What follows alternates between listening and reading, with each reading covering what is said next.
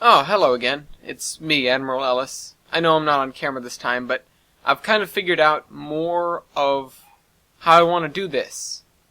And that slide you're looking at might become a little bit fancier sometime soon. But for now, where were we? Oh, right. I was hurtling towards the ground.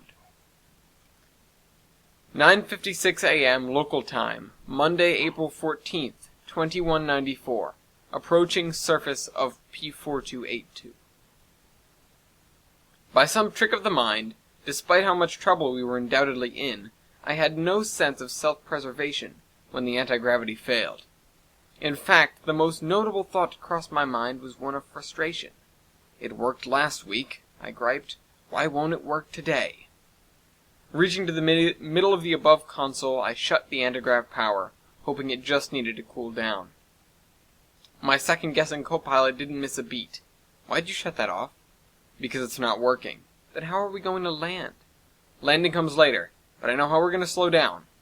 I pulled back on the stick until we were vertical and fired full engines. It was an unorthodox procedure, but at 20,000 feet and coming in fast, we didn't have too many other options. Thankfully, we began to slow down. We even had room to spare. I eased off on the throttle, and Lauren was nice enough to get me a trajectory estimate on the flight computer. At this burn rate, we'll even off about 500 feet off the ground. Then we'll start accelerating upwards. So we have 500 feet to figure out how to land. If you're going to cut the engines, yes. The anti-gravity should have enough time to boot up before we hit. Let's hope so. I prematurely deployed the landing gear. At the very least, it would soften our landing a bit. The altimeter ticked down with decreasing urgency, and as we slipped under 1,000 feet, it slowed to a crawl. I flipped on the anti-grav again, and with my foot on the anti-grav pedal and the altimeter steady, I began to decrease engine power. We started to tip over backwards. Hold us steady, Lauren!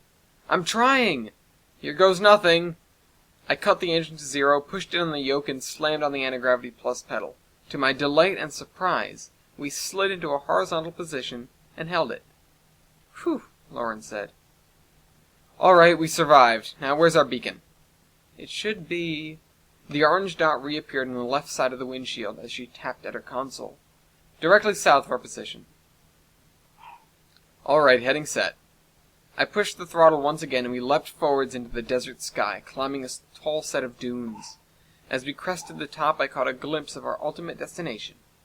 It was a town straight out of a western film. Rows of two-story buildings spread over a flat, dusty plain.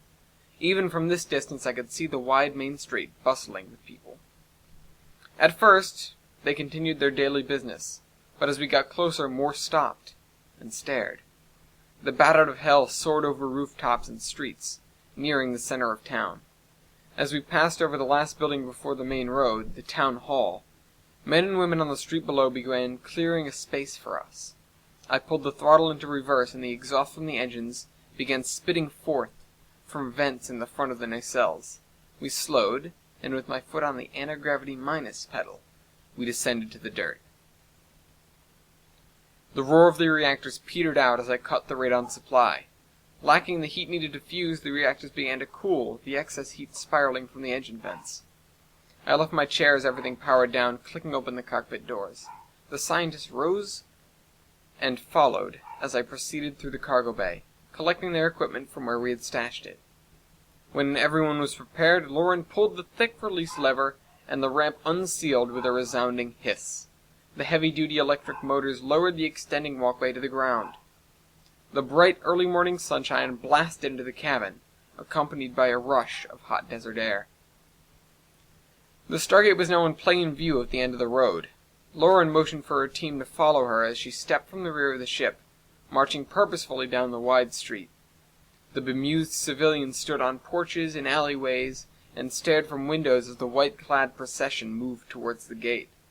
I gave them some time before I came out myself, allowing the bravest of them, probably assuming the ship was empty, to begin filtering towards the strange craft. While they were probably not unaccustomed to visitors, this was probably the first spaceship to land here in a long time. Just as they started to surround me, a bell sounded. I turned and ran to the cockpit in time to see the heavy wooden town hall doors open. Out came a man who hardly looked like he could be the mayor, with tarnished jeans, a brown leather jacket, boots, and a very noticeable 5 o'clock shadow. He seemed more like a cowboy to me. "You there," he said with a commanding tone. "Get out here." I was suddenly aware that, when standing in the cockpit, I was very visible, and with the town hall being a raised building, we were practically level. I was suddenly very embarrassed and was tempted to polarize the view screen and hole up until the science team was done. But I relented, turned, and walked through the ship, down the ramp, and out into the street. The civilians once again stepped back. What the hell is wrong with these people? I thought to myself. We're all human here. And then, a revelation. We're deep in replicator territory. Maybe they're not so sure. As I walked around to meet the mayor, I learned something. These people weren't just scared of replicators, they were petrified of them. Some drunken fool even took a shot at me. Fortunately for me, he was, in fact, drunk, and had simply pinged off the side of my ship almost 2 feet away. I inspected the damage and continued on. The mayor stepped down the stone stairs to meet me in front of my ship. "Welcome," he stretched out his hand, "to Jaffashid." I clasped his palm in mine and gave it a firm shake. At the same time, something stabbed into my palm. I pulled back and noticed I was bleeding. "Ow!"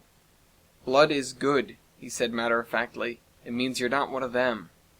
"I understand, but really?" "If you understand, you should not be surprised." He paused, checked the time on the clock tower behind him, and then said, "There is too much to discuss, and not nearly enough time." He walked off. 10:11 a.m. local time.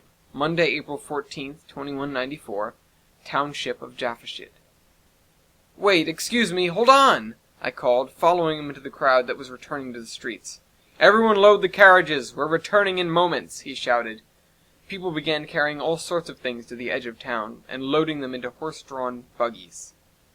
Well, they were sort of like horses. "What the hell is going on?" I asked. He turned to me. "We're moving. The river broke through an old levee and diverted itself. We don't have the equipment to fix it, so we're relocating to the new river site. Our best engineers planned out the town to make it the most efficient, and we made this roadway to carry our people and supplies. It's a plan that's been years in the making." He was very proud of what his people had done, and rightfully so. "What about the Stargate?" "I see your people are here to fix it," he noted. "When that is done, it will remain here. Anyone that wishes to find us can follow the road." "I see. Do you know why it broke?" "No idea. Just one day we were trying to dial out and it wouldn't budge. Glad you guys finally got here. That was a good couple of months ago. It nearly decimated our economy. We sold this fine-grained sand across many worlds." He picked up a handful off the ground and let it sift through his fingers.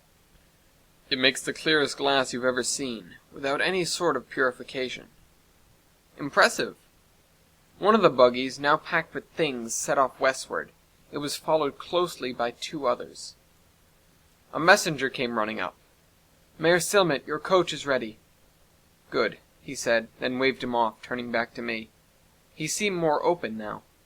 "You're a member of the SGC, correct?" I wasn't, but I replied the affirmative.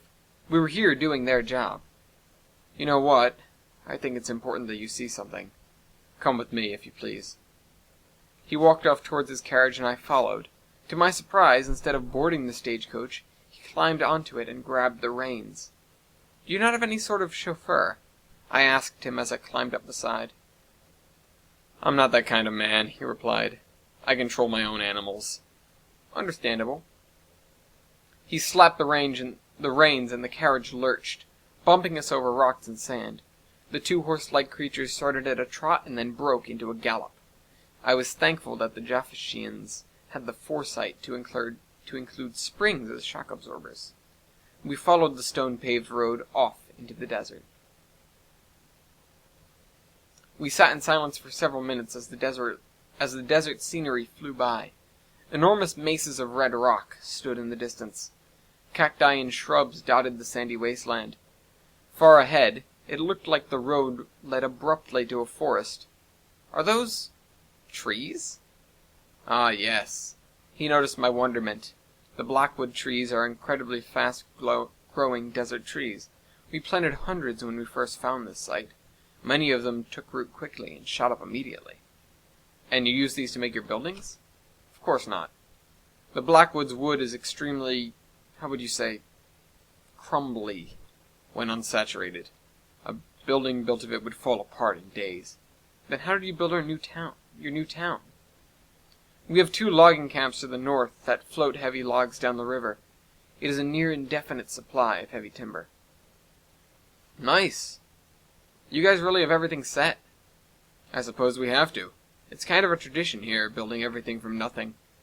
The first town was created from the ground up with 24 people. That was before we used the gate for trade, before the SGC sent the second set of supplies and people. Those were the real survivors. 2 weeks in the desert, with only their wits about them, and they built a city out of it. We were coming up upon the town now. 20-story blackwood trees stretched into the sky. The sandy ground became a rough, pale dirt, littered with acorns and leaves that had fallen. The road widened and we passed the first of the buildings. It was small and wooden with a brick foundation. The glass in the windows was as clear as air. We passed another of these houses and another. Moments later, we emerged into the town square. The canopy of trees stretched high above. Many of the horse-like creatures clopped around on the stone streets. Just ahead, a stone bridge over a rushing river led to a building identical to the town hall in Jaffashid, only hewn from granite, and bearing an inscription in enormous letters, Tisrego. In between, a fountain sprouted crystal-clear water, straight from the river. Wooden brick buildings were scattered around the square and throughout the woods. "This is fantastic," I said as we disembarked. I began to follow him across the bridge. "Beautiful, I know," he replied, his voice serene as we crossed the rushing river. "But there's something far darker that we have to worry about. In recent years we were terrorized by a scourge of machines, the likes of which I've never seen before." "Replicators," I said confidently. "Not so simple," he sternly corrected. "Common replicators starve here. Without metal to sustain them, they corrode and rust." Instead of entering through the large front doors of the building, he led me around the side. "So what? If it's not replicators, what's the problem then?" I was growing tired of him being facetious, even though I knew full well he was leading up to something. He slid a skeleton key into its place in the side door, and it clicked effortlessly open. We walked down into a dark basement room. A switch on the wall summoned sparse electric lighting, illuminating glass cases that were scattered around the granite enclosure. The scenic value was akin to a dungeon. Mayor Silmet proceeded ahead of me, moving like a ghost in the low yellow light. He came to one of the cases and motioned me over, uprooting me from where I stood. I followed his path as closely as I could. The floor was difficult to see. The glass case, about a foot by a foot by a foot, standing 4 feet off the floor, looked like something that belonged in a museum. But what was in the box didn't belong anywhere. Even though it was in pieces, I clearly recognized the spider-like frame of a Milky Way replicator, only made nearly completely out of wood. What the? I had never seen nor heard of anything like it before, he muttered, but they come in droves, like migrations, anywhere from once a year to once a decade. How do you fight these things? Same way you fight any other replicators. He spun his revolver on his finger, with bullets. He slid it back into its holster and turned to me. "Do you think—" he started to say, but a loud ringing interrupted him. I jumped at the noise before realizing what it was. My PTD. The science team was calling me. Surprised that the signal could penetrate the stone walls, it took me a moment to pick it up. In that time, the mayor gave me a quizzical look. I put the cell phone-looking device to my ear and made a move for the door. Lauren, on the other end of the line, spoke with an air of pride. "The gate's back in working order again. Tell them not to expect any more trouble from it for, the next 7,000 years or so.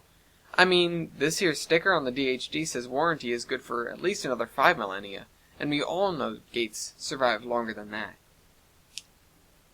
When she had finished, and I was sure she had finished, I responded.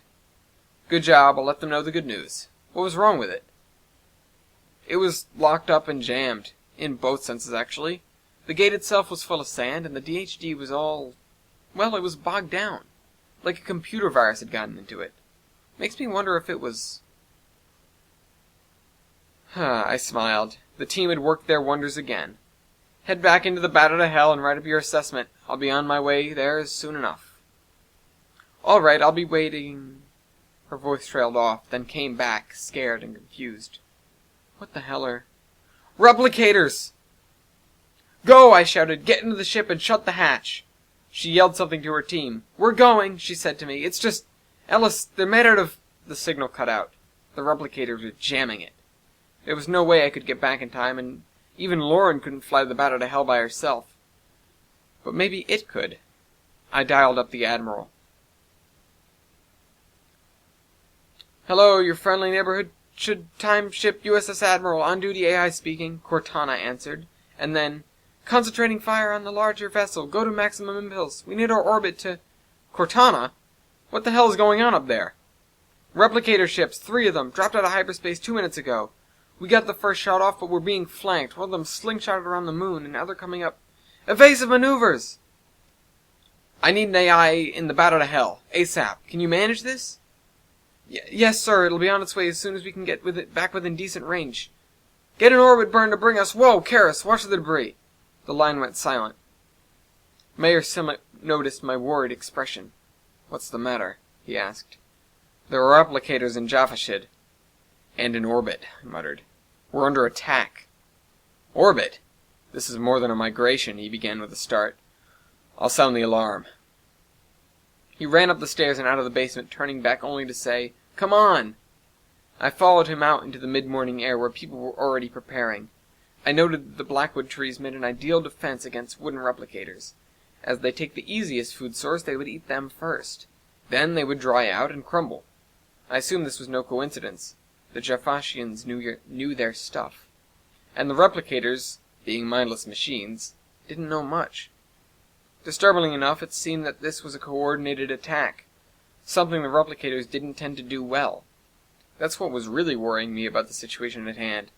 Someone, or something, was behind it. I braced myself for the worst.